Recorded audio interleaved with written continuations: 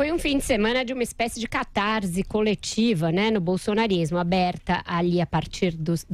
seus representantes no Congresso, mas que se espraiou para a militância virtual, aquela mais aguerrida, com direito a cenas de pugilato público, explícito, xingamentos daqui e dali, pessoas que até ontem eram tidas e havidas como expoentes do bolsonarismo, sendo chamados de traidores, toda aquela cena que não é bonita de ver, porque mostra os intestinos, né, de um movimento que se mostrava ali muito coeso na defesa do governo, muito, inclusive, agressivo com aqueles que faziam críticas, mas que agora começa a experimentar suas primeiras dissidências internas. Já tinha havido uma primeira leva de dissidentes nas primeiras controvérsias, sempre relacionados a essa questão do combate à corrupção. E agora, quando ficou mais evidente, inclusive com a senadora juíza Selma dando nomes aos bois, dizendo como o Flávio Bolsonaro atuou, quais as suas falas nessa atuação para retirada de assinaturas da CPI da Lava Toga, a coisa estilhaçou de vez, Vitor. Então, tem esses dois componentes, um da militância virtual e um da base do Congresso que está convulsionada, e os dois preocupam muito o presidente Jair Bolsonaro e seus filhos, porque eles seguiam muito por esse apoio virtual, um apoio que é muitas vezes fanático e bastante eloquente, e que agora está sendo igualmente eloquente na crítica. Tanto que Eduardo Bolsonaro, que não tem nada a ver com esse pato, entrou na roda, foi defender o irmão, acabou publicando um vídeo de uma youtuber, um vídeo confusíssimo, porque é muito difícil alguém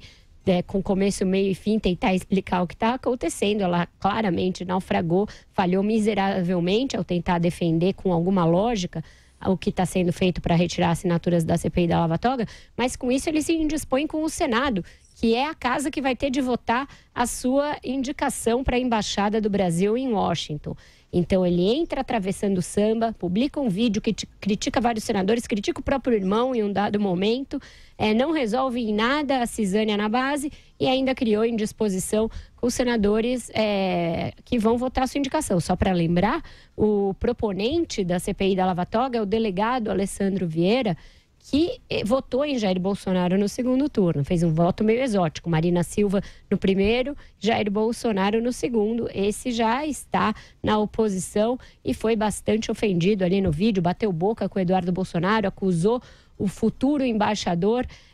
de divulgar fake news. Eu falei com ele hoje mais cedo, ele disse que Eduardo Bolsonaro não tem nenhuma vocação diplomática, implodindo um pouco aí a sua candidatura. Então tá um melê danado. O Bolsonaro e seus filhos se pelam de medo de perder essa militância virtual, porque hoje é mais ou menos o que lhe resta, porque na sociedade como um todo a sua popularidade já vem caindo bastante. Vamos ver qual vai ser o próximo passo. Eu diria que eles não vão mexer no diretor da Polícia Federal por hora, porque seria comprar muita briga de uma vez só, colocar muita mão em vespeiro, Vitor. Concordo com o Rodrigo, com essa distinção que tem de ser feita entre quem era militante bolsonarista, estrito sensu, e quem era conservador, que viu no bolsonarismo o melhor projeto, mas eu acho que essa confusão não se deveu totalmente à imprensa. Aconteceu no primeiro turno ainda da eleição do ano passado, uma migração muito forte desses setores conservadores, e aí sim, os conservadores clássicos, todo tipo de conservadores em direção a Bolsonaro. Um movimento no primeiro turno, aí sim, ignorando quaisquer matizes, achando que ou era o PT ou era Bolsonaro. Muito da polarização que a gente viveu se deveu ao fato de que um setor forte, não só do conservadorismo, mas também do liberalismo, também no mercado, setores amplos da sociedade, das classes médias, etc., já enxergaram no Bolsonaro algo que ele não era efetivamente. Bolsonaro virou um cavalo de Troia para derrotar o PT, como se fosse o único capaz de fazê-lo. Muito em razão, a facada ajudou a catalisar esse movimento que já vinha antes dela, mas aí se esqueceu que ele justamente não era esse conservador. Alguém que praticou nos seus mandatos de deputado, dizendo que usava a verba de gabinete para comer gente, dizendo que, falando o que falava, se comportando como um deputado sempre defensor de mais Estado e não menos, sempre defensor de mais corporações e não menos, praticante dessas pequenas práticas da política, como rachadinhas de gabinete, etc., nunca seria, em condições normais de temperatura e pressão, abraçado por setores do conservadorismo, aí sim, abertamente, como foi, se não fosse aquela coisa de que ele era o único capaz de derrotar o PT. Então, se tem uma parcela de culpa da imprensa por tê-lo estigmatizado de alguma forma antes, e eu acho que tem, também tem uma certa